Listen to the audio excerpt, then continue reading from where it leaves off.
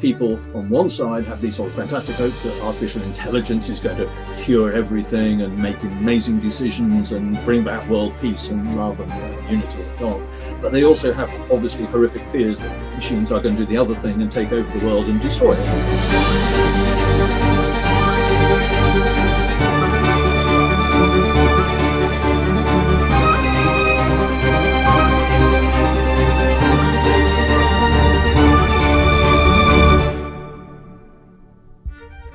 Hi, I'm Richard Swan. I'm an ex-teacher, former head of English, former head of IT, now a writer, and I will be arguing that machines cannot think. Hello, I am Chris Lynch. I am a current teacher of philosophy and RE, and I will be arguing that yes, machines can think.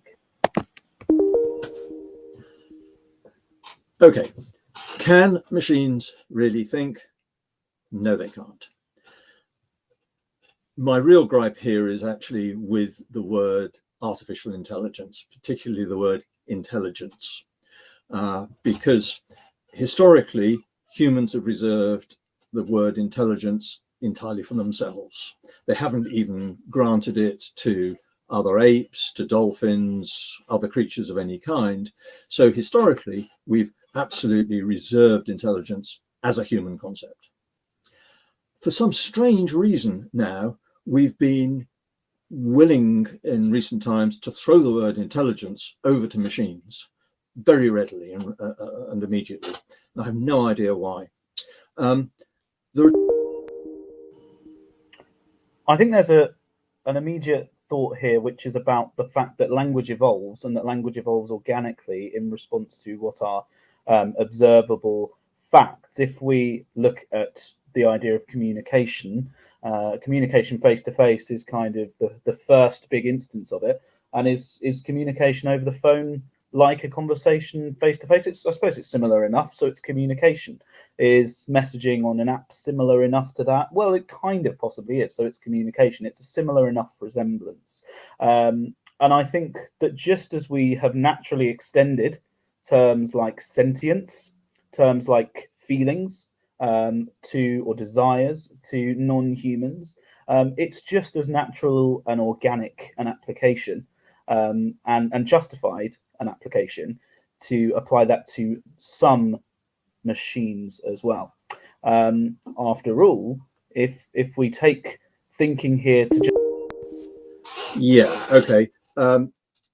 firstly, let me just pick up on those words desires and feelings. I hope you're not going to suggest that machines have desires and feelings, but my problem with intelligence for machines is twofold. Firstly, we don't want machines to think like human beings. We don't want intelligence of a human kind, because human intelligence is incredibly messy. It's defective, it's partial, it's full of emotions, it's all sorts of things. We don't want machines to think like human beings, because humans have evolved a messy solution to the problem of thinking. That's not what we want, it's not what we get. I think that's certainly true, that humans are infallible thinkers. Humans aren't infallible thinkers, they're fallible.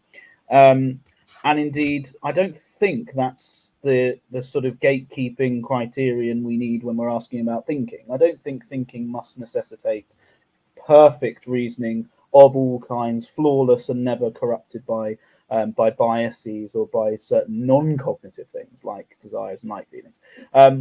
But I think what the core of it is something like the ability to process an input to generate an output. Now, that doesn't mean the processing of an input into behavior. The output needn't be behavioral. It might purely be another mental state or something like an algorithmic outcome. And I think all the best evidence tells us that when you look at very complex machines, or indeed when you look at machines that in the 1960s and 70s were passing the Turing test, way after the first developments of robotics and computation, we see that there are machines which will take an input following some kind of algorithm or functional system to generate an output. And if thinking, Yeah, that's what machines do. They take inputs, they process, and they output. But that is purely algorithmic. And the Turing test, it seems to me, is the most unhelpful of all things, because any Turing test is easy. You can fool anybody very easily with something which looks like a Turing test. It's a very bad indicator of intelligence. But what machines are doing simply is processing, and they are electronic devices which process data, input, output. In the end, deep down inside, of course, they're not actually doing anything except. yeah, I suppose I'm reticent about this push for the kind of inside raw feels within a system before we ascribe it the quality of thought. I mean, we can take a whole range of cases, whether it be unconscious thought in humans, whether it be in non-human animals, the fact that they might well be able to respond to situations and to behave and adapt in certain ways. And I think we can attribute thought to them without saying that they have a kind of rich wine of subjective awareness in the way that we humans have. And I wonder if actually here we're being a little bit chauvinistic in seeking with human beings to pull up the drawbridge, when it seemed like the last few decades at least was becoming much more empirically informed and much more comfortable with the idea that there might be non-human instances of various capacities, whether it be, as I've said, sentience, or whether it be thought. And I don't see why. I think there's an absolute distinction between biological organisms and machines. And you and I both know very well that, yes, we have belatedly begun to recognize sentience, cognition, thought in important senses in non-human biological organisms. But that is utterly different to what a machine is doing. A machine does not function. It doesn't have the apparatus to function in any way like a biological organism does. It is essentially an adding machine. That's what it does. It may give the illusion of outcomes. Yes, I suppose I have a worry when we talk about a kind of reductionist view of non-biological entities in a way that we just simply. Can I just object to your sort of emotional speak of reductionist view? I'm not doing a reductionist view, okay? Fine. I suppose then I still have a worry that the relevant criteria that we would be quite happy describing when it comes to biological entities, non-human animals, apparently those very same robust criteria, which might be controversial but are nonetheless fairly commonsensical, we wouldn't then apply to any non-biological entities. If I were to imagine a biological animal, a non-human animal, a fairly kind of low down the pecking order mammal, and put that to various, as it were, tests where I apply input and know what I know about how an animal in relevant conditions like this should behave, I would argue that I would be running in parallel test to what we're doing when we apply those kind of questions to non-biological entities like machines. And when we talk of machines here, I think the very language of machine and its obvious tie with machination and being something that has been mechanized for a human end muddies the water a lot. It might well be.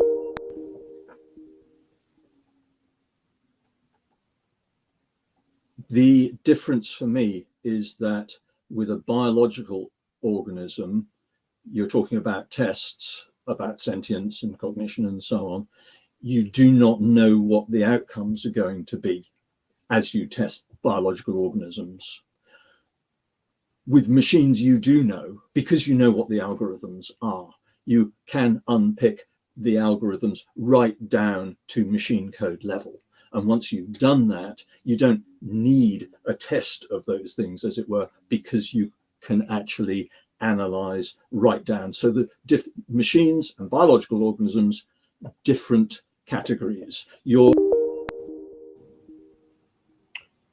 I think that's a well-made point. I suppose by analogy, let's suppose that humans are the creatures ultimately of a long, perhaps billions of years long process of natural selection. Now, if that's true, and something like human consciousness has been realized as some emergent thing out of all of that, in a way that would be not obviously deducible if you were to take someone and just simply look objectively at those facts of biology and the starting points of single-celled organisms, I would argue we could very consistently and logically coherently imagine that the same story might be told in the future, perhaps not right now, but in the future, about machines.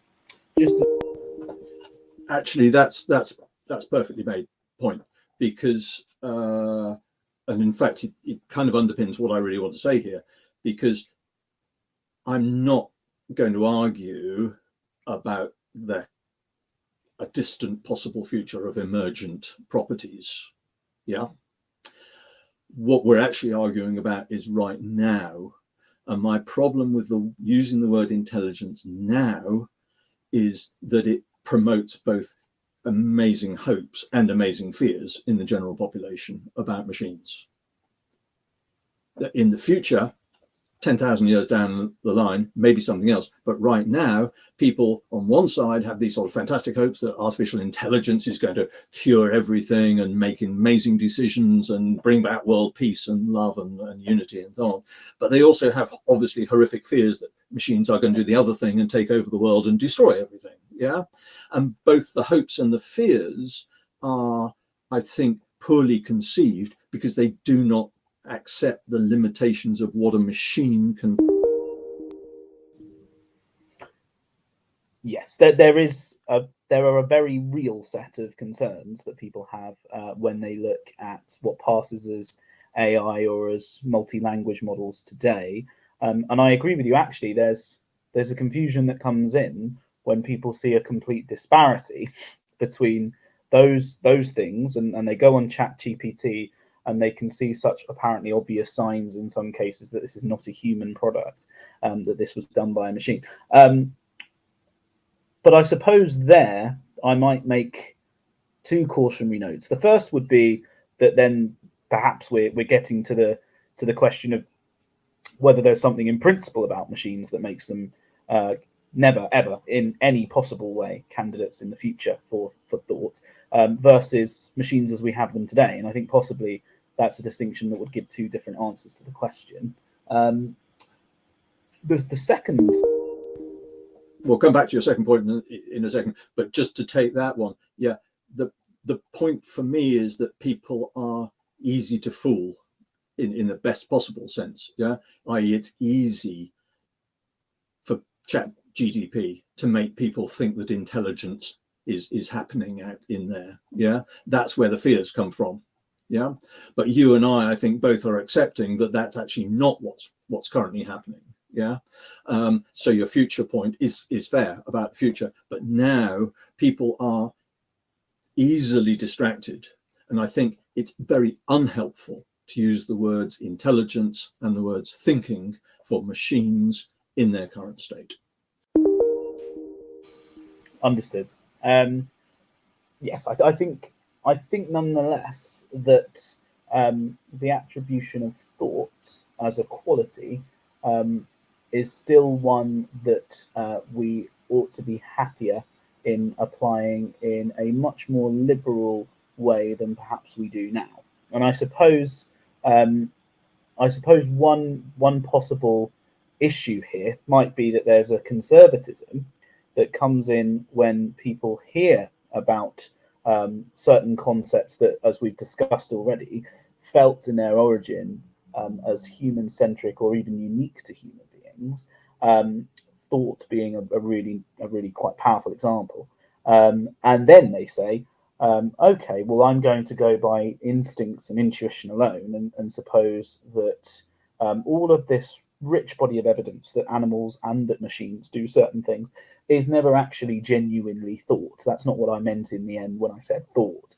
And I think that is a mistake. I think we need to be quite awake to the fact that just as concepts ought to change in light of evidence, there can also be non-evidential reasons why people are resistant to changing those concepts. Exactly. I agree with you entirely. And there is why I'm troubled by your suggestion that we ought to be more liberal in applying terms. I think we ought to be more strict in applying terms in order to preserve a clearer understanding of what we're dealing with, so that we do actually make a precise definition of what is happening and what is not happening. And we haven't got a lot of time left. And let me just take the one that I think might interest you particularly, and that is the question of morality. Human intelligence, human behavior, human thought is permanently bound up with questions of morality. Every time we think, every time we act, even if we're not conscious of it, we are moral agents. Machines are not moral agents. And that distinction, it seems to me, is, at least currently, absolute. Machines do not have a sense of morality, and I don't see how they can actually acquire one. Okay, you can program in something to a computer which says, do not kill people, for example, but that's not the machine having the morality. That's merely a parameter of its machine code. I think we agree on morality and how it functions as a category, and where it should be extended and where it shouldn't. I suppose, and this might be my final sort of more substantive concern, I worry that there's a problem here of methodology and of the kind of approach we're taking. So if we are asking questions about machines and whether they can think, and we are going by some kind of rough and ready sort of folk psychological concept of what thinking might mean and what it might entail, that strikes me as not just a dubious method, but positively the wrong one when we're dealing with empirical investigation. And so I think we should instead be, as far as possible, neutral to these sorts of intuitions and try and just go where the evidence leads. I defer to you for finishing. Okay, so where does the evidence lead? I think that's a very fine question, a very fine place for you to finish. And for me, the evidence actually leads only in one direction at this time. And that is into the direction that we need to separate out our thinking about these issues, and particularly about our terminology. And I'm sure you would entirely agree with that, that semantics is always key, terminology is always key, because terminology can either clarify and assist, or it can obscure. And my problem with this issue that we've been discussing is the words thinking and intelligence are clouding the conversation about what machines are actually currently doing.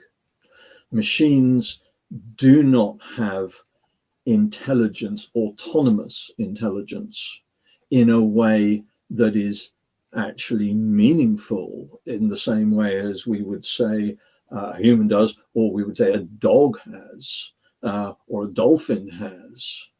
They do not possess that autonomy, and they do not, in that sense, think. They process. And I would rather use the machine in learning than intelligence. Thank you.